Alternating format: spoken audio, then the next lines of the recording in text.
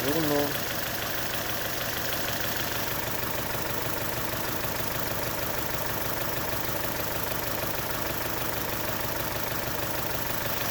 Ponerlo en el 2.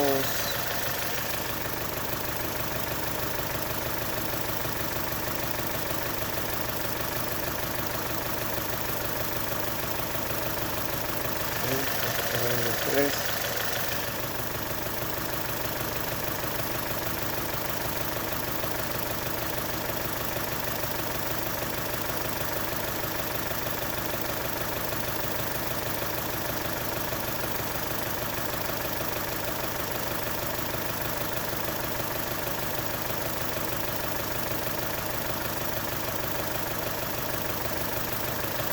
En el 4, el que está fallando.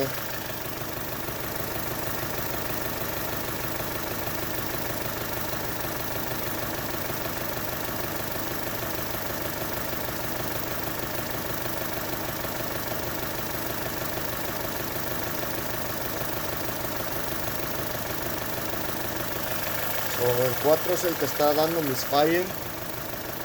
No hay nada. Voy a poner aquí el 1. Ok. Entonces esta parte de aquí es de que está saltando la chispa.